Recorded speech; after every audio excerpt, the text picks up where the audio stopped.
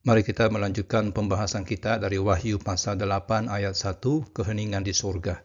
Demikianlah firman Tuhan, dan ketika anak domba itu membuka materai yang ketujuh, maka sunyi senyaplah di surga, kira-kira setengah jam lamanya.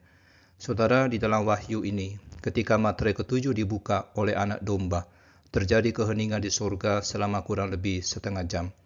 Keheningan ini merupakan jeda yang sangat dramatis dan mengesankan, yang membuat penghakiman yang akan terjadi atas bumi itu menjadi semakin mengintimidasi. Beberapa penafsiran mengenai keheningan ini antara lain, yang pertama, mengingatkan pada perintah Nabi agar seluruh bumi berdiam diri di hadapan Tuhan. Habakuk pasal 2 ayat 20, Sefanya pasal 1 ayat 7-8, dan Sakaria 2 ayat 13. Hal yang kedua, ini mungkin berkaitan dengan waktu doa dalam ritual harian pengorbanan di Bait Allah oleh orang Yahudi.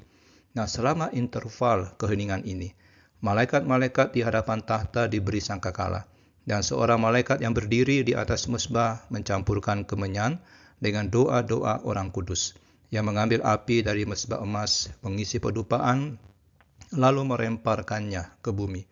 Ketiadaan suara justru meningkatkan intensitas kengerian dari pemandangan ini.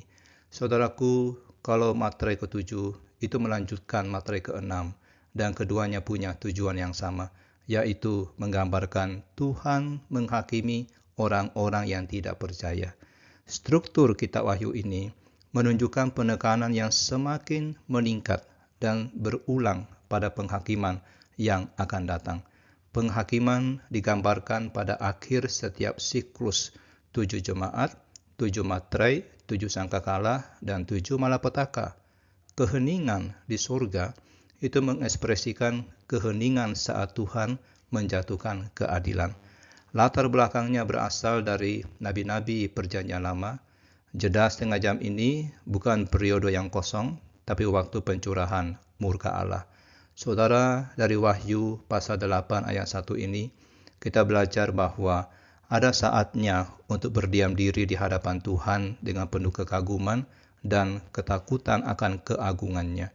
Dan di dalam kehidupan yang hiruk-pikuk ini, kita perlu mengambil waktu untuk berhenti sejenak, merenungkan kebesaran Tuhan, dan menantikan dengan penuh harap kedatangannya kembali sebagai hakim yang adil.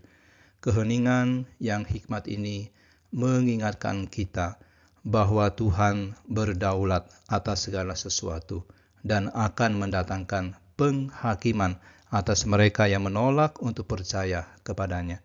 Oleh karena itu, marilah kita hidup dalam kekudusan, setia berdoa, dan menjadi saksi Kristus yang berani, sementara kita menantikan hari ketika Tuhan akan menciptakan langit dan bumi yang baru, di mana kebenaran dan damai sejahtera akan memerintah selama-lamanya.